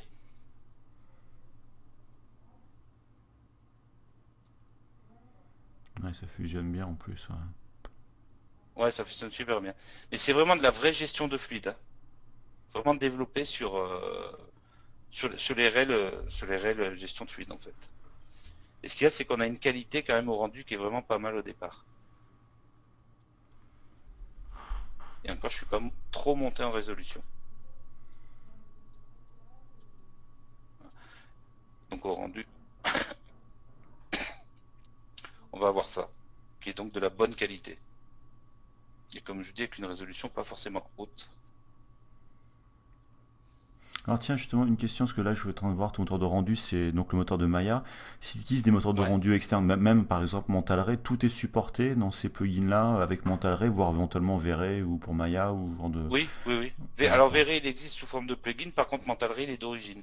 Oui, mais par exemple V-Ray, Je est-ce l'ai que juste pas. ces fonctions-là, ils les supportent par exemple V-Ray ou ça reste comme des choses propres à... Parce que Mental Ray est intégré depuis Non, longtemps dans Maya, mais... Verre, aucune idée, j'ai pas essayé encore avec les D'accord, ok. fluides. Enfin bon, je sais Mais que t'es Mental spécialiste Ray, oui, Mental les Ray, ouais. supporte très très bien. D'accord. Mental Ray les supporte très très bien. Et sinon, il y a Très très bien. Fabrice qui demande si tu as testé Phoenix pour Maya, qui est un plugin pour Max à l'origine, si mes souvenirs sont bons. Voir si ça vaut le coup, parce que niveau dynamique, Maya a l'air assez puissant. Donc est-ce que tu connais Phoenix pour Maya ou pas? Bah, pas du tout, non. En fait, pour tout vous dire, j'utilise jamais de plugin externe pour tout ce qui est FX, puisque Maya me suffit largement pour ce que j'ai à faire. Ok. Voilà. Et pour vous dire, par rapport au flux d'effect, on peut faire n'importe quoi. Vous voulez faire le raz-de-marée le jour d'après, vous le faites. Vous voulez faire des explosions avec le flux d'effect, vous le faites. Vraiment, c'est très très fort. Par contre, là, je vous montre quelque chose d'assez simple. Je vous montre comment ça fonctionne très rapidement. Si on veut vraiment rentrer et faire des trucs de malade, pour parler vraiment correctement, il faut commencer à développer un tout petit peu, puisque Maya aussi, on développe à l'intérieur. Ok. On peut aussi développer dans les fluides et ainsi de suite. Sinon, juste pour répondre à la Mais question, déjà, ouais, vas-y, oui. Non, juste pour répondre rapidement à la question donc Fabrice par rapport à, enfin plutôt à ma question pardon moi. Yann dit que Verret supporte quasi tout de Maya était conçu en nodal également. Donc voilà, s'il avait la voilà. présentation chez Progis. Bon, bah tant mieux, parce que justement, je l'ai pas. Non, non, mais... Je l'ai testé, mais je suis pas resté dessus plus longtemps sur Verret pour l'instant. Hmm. Mais il commence à être pas mal, il paraît, pour Maya, justement. Voilà. Donc là, voilà, c'est une partie des fluides. Donc évidemment, on fait pas que ça hein, avec les fluides. Là, je vous ai montré comment faire un peu de fumée, donc c'est assez rapide. Il faut savoir, encore une fois, que dans le visor, donc Windows Rendering Général, pardon, visor, on a des fluides d'exemple qui sont ici. Voilà. On peut aussi faire des nuages, comme vous pouvez voir. Donc si je prends des nuages qui sont déjà tout faits avec les fluides, donc pareil, toujours des containers, 6, et là, on a nos nuages. Donc c'est toujours fait avec des fluides, pareil. Et si je fais un rendu, on a quelque chose qui est vraiment sympa. Mais déjà dans le viewport ça rend pas mal. Donc, Ouais, le viewport de Maya est assez sympa, ouais. hmm. Notamment pour les normal maps, tout ça, les affiche vraiment correctement. Voilà, les nuages sont quand même assez propres au rendu. Ah, effectivement, je pense en bossant un peu là-dessus, il y a de quoi faire un truc bien sympa quoi. Ouais, bah en plus derrière avec le compo, c'est bon, on dirait des vrais. Ah, Et l'avantage, c'est que si un objet passe, on peut mettre en collision un objet avec les fluides. Donc on a forcément une hmm. traînée de fumée et ainsi de suite. C'est très très bien fait en tout cas. Voilà. Évidemment, je reviens sur le visor. Donc des nuages, des explosions qui sont toutes prêtes, du feu. Alors au niveau feu, c'est pareil, une très très bonne qualité, on dirait du vrai feu. Des liquides, de la fumée et ainsi de suite. Donc c'est tout ce qui est fluide effect en fait, hein. Tout ce qui est Mhm. fluide, tout simplement. Bon, bah, c'est cool tout ça. T'as moyen Voilà. là pour les 10 petites minutes à peine qui nous restent de faire un tour sur l'animation ou montrer au moins les bases Ouais. de... Bah, les bases d'animation, ça va être très simple. Je vais prendre un cube. Donc les bases d'animation, c'est qu'on a le timeline qui est en bas. Ici, on peut rentrer le nombre d'images. Donc, on va dire 500. Non, 100, 500 c'est trop. Voilà. Donc ici aussi 100. On a la table de lecture qui est ici, forcément. Pour aller prendre la tête de lecture, elle est ici, on la prend au milieu. Tout simplement, en fait, on va directement dans le timeline et automatiquement c'est la tête de lecture qui vient s'accrocher à la souris. Donc on n'est pas obligé d'aller la chercher, la tête de lecture. On se met n'importe où, elle vient s'accrocher et on défile. Si je veux lancer une animation, donc j'ai mes translations qui sont ici. Si je veux par exemple bouger mon objet sur la translation X, je vais le remettre à 0 déjà, voilà. Je me mets sur le mot Translate, bouton droit, Key Select. Je crée une clé. J'avance ma tête de lecture. Je me mets soit en clé automatique ici, en bas, soit pas en clé automatique. Mais si je me mets en clé automatique, je bouge mon objet. Automatiquement, il va me créer une deuxième clé. Et il est animé. Tout simplement. Si maintenant je veux des clés de départ sur toutes mes transformations, j'ai juste à appuyer sur S. Et automatiquement, il me met des clés sur tout. Quand on a des clés d'animation sur un objet, ça devient rouge sur mon channel box. Pour dire je peux tout animer. Donc à partir du moment où je peux tout animer, c'est-à-dire que je vais avancer la tête de lecture, ici, E rotation, je tourne, une clé est créée, ici R échelle, une clé est créée, et ainsi de suite. Vous voyez? Parce que je suis en clé automatique et j'ai créé mes clés de départ dans toutes les fonctions. Évidemment, si je veux retoucher ça, la fenêtre qu'on a vue tout à l'heure, j'ai mon éditeur de courbe qui est ici. Et évidemment, je peux tout changer, forcément. Donc ça ne change pas. Ça, c'est éditeur de courbe comme dans tous les logiciels. Et t'as un keyframer Forcément, pareil aussi? on a les translations et ainsi de suite. Qu'est-ce que tu dis? T'as un keyframer aussi ou pas? Oui. Alors le keyframer, il est ici, il s'appelle Windows Animation Top Sheet. D'accord. C'est ça. Oui, bah c'est comme dans Max, c'est pareil. Voilà. Okay. Feuille d'exposition, ça veut dire. Oui, c'est ça, oui, c'est comme Max. Ouais. À savoir que Maya est un grand outil d'animation. Il faut savoir que tous les gros studios, style Pixar et ainsi de suite, utilisent Maya. Hein. Donc forcément, en animation, il est assez costaud. Alors après, on peut faire de l'animation mocap à l'intérieur et ainsi de suite, mais là, je pourrais pas vous le faire maintenant parce que c'est assez long. Oh, attends, t'as 1 Il faut minute savoir 30 aussi. pour le faire. Ça va être un peu plus long. On peut essayer, mais ça va être Non. long. Je voulais aussi vous faire voir l'éditeur de matière, donc Windows Rendering Hypershade, qui est l'éditeur de matière de Maya, où ici on va retrouver tous nos shaders, avec toutes ces options. Ici on a un shader par défaut qui s'appelle le Lambert 1. Si je veux en mettre un deuxième, je clique dessus. Si je veux mettre une texture, je vais dans les 2D textures, je clique dessus. Bouton du milieu, je glisse la texture dans mon shader et je peux lui dire que cette texture est en bump. Bouton droit Graph Network et je vois ma connexion. C'est du nodal, pareil. D'accord? Et pour affecter ma texture, bouton du milieu, je la glisse sur l'objet. J'appuie sur 6 pour voir ma texture si elle est en couleur. Je peux reprendre la même texture, la glisser sur mon blin, donc mon shader, et lui dire que c'est dans le canal color. Et là, je la vois apparaître sur mon objet. En fait, en bas, Pour ceux qui connaissent le nodal, c'est exactement la même chose. Hein. en fait, en bas, tu as tes composantes que tu ajoutes, on va dire, à tes textures en haut. Et en fonction du moment que tu sélectionnes, quand tu es ton clic droit, il va te créer les nœuds, on va dire, en fonction. Enfin, D'accord, ok. C'est ça. Voilà. Donc là, j'ai pas les shaders mental ray parce que j'ai pas affiché mental ray. Mais ici, je vois apparaître les shaders mental ray. Tout simplement. Donc c'est vraiment que du nodal. Alors, soit on fonctionne en texture directement dans l'éditeur de matière, soit on sélectionne notre objet, on fait un CTRL A, et dans la Distribute Editor, Blin, ici, j'ai mes connexions qui sont là avec la flèche noire.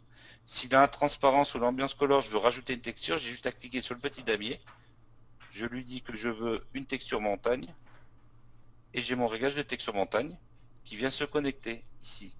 Si je fais bouton droit Graph Network pour afficher le nœud de connexion, je vois bien la texture que je viens de rajouter. Donc j'ai deux façons de faire. Soit je travaille dans l'éditeur de matière avec mon nodal pour faire mes textures très rapides, soit je fais CTRL A et directement je vais prendre des petits damiers pour les connecter une texture. De façon différente. D'où l'intérêt du Vous avez bien triple compris. screen, quoi. Voilà, exactement. Voilà. Mais c'est vrai que comme c'est du nodal, au niveau shader, on peut aller très très loin. Très très loin. D'accord. Parce que là, il y a, Voilà. comment ça s'appelle?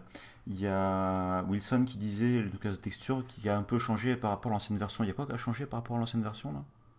en quelques mots? Si on va dire l'hypershade a changé un peu de forme depuis l'ancienne version, mais pas. Bah, C'est plus de disons, j'arrive plus à l'affichage, me quoi. rappeler l'ancienne version. J'arrive plus à me rappeler l'ancienne version. Oui, Ça donc fait un petit moment qu'il a changé. c'est que le passage de l'un à Depuis l'autre se qu'il a fasse changé de facilement, couleur, en quoi. fait. D'accord, Ouais, ça se fait très facilement, ouais. d'accord. En fait, depuis qu'il a changé de couleur, depuis qu'il est venu en noir, Maya, parce qu'avant il était couleur blanche, Mhm. enfin gris clair, je crois que c'est depuis la version 2011, il est passé en noir comme tous les autres logiciels. Et là, ils ont changé la forme de l'hypershade. D'accord, ok. Mais c'était typiquement à peu près la même chose, je me rappelle plus, c'est fou ça.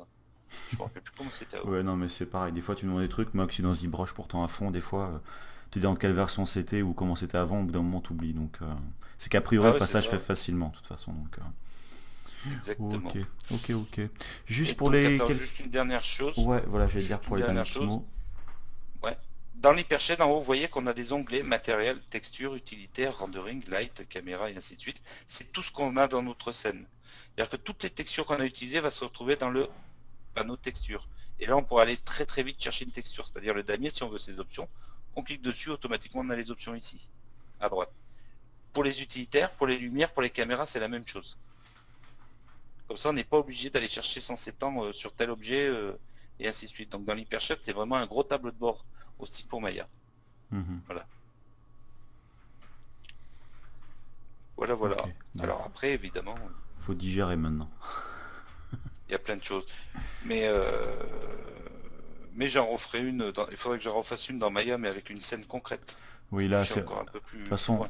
là, c'est sûr que c'était vraiment une vision super rapide d'ensemble, parce que voilà, faire Maya Ouais, en 1 heure et demie, c'est quasiment voilà, impossible, mais voilà, histoire de découvrir. Après, c'est sûr, il faudrait faire des petits projets, genre un petit coup de modeling, éventuellement un peu d'UV texturing, mais sans animation, un projet d'animation, genre de voilà, choses, même très basique, mais voilà, histoire de voir les courbes, comment tu copies-colles des clés, enfin n'importe quel truc comme ça, de l'animation non linéaire, enfin j'en sais rien, mais c'est sûr que exactement. c'est pas un logiciel qui a autant d'années qu'on peut apprendre en quelques secondes, ça c'est bien évident. Il Mais est pas bon. si vieux, il est de 98, hein, Maya.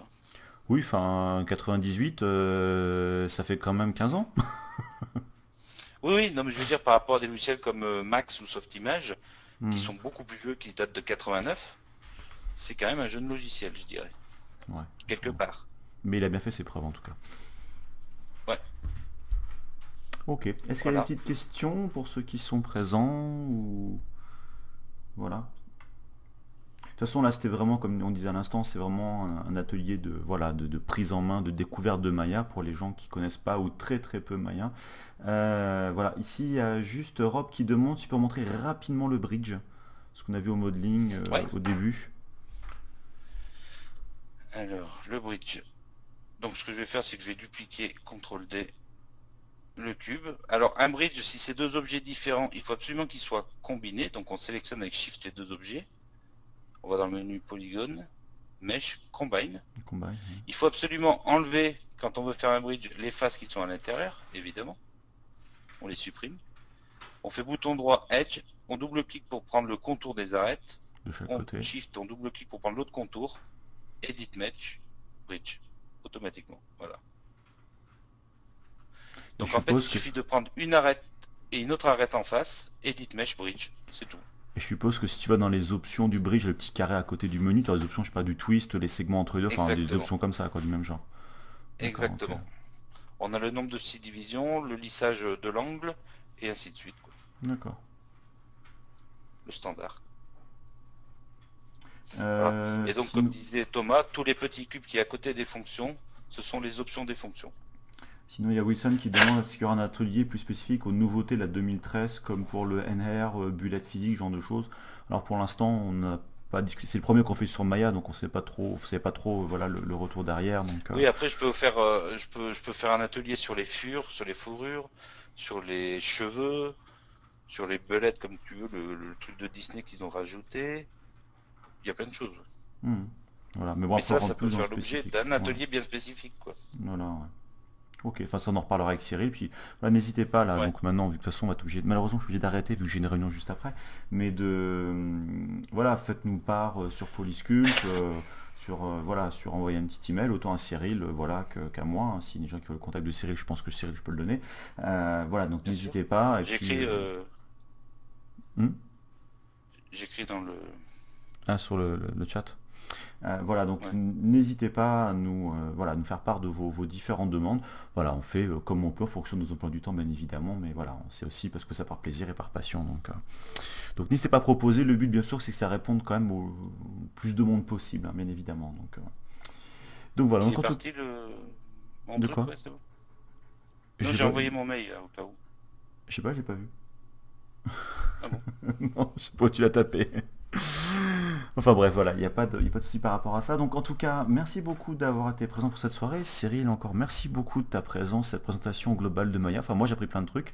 Vu que je suis pas du tout sous Maya, ça m'a accéléré pas mal de choses. Donc voilà. Sinon pour dire qu'on fera sûrement un atelier complémentaire sur d'Unity déjà avec Cyril, on en a déjà parlé. Donc à voir voilà derrière. Donc voilà.